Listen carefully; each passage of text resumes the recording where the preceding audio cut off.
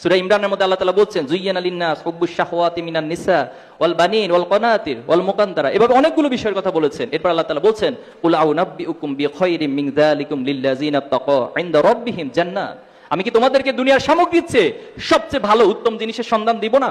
আল্লাহ তাআলা বলছে সেটা হচ্ছে জান্নাতুন তাজরি মিন তাহতিহাল আনহার। এবং সেটা কাদের জন্য?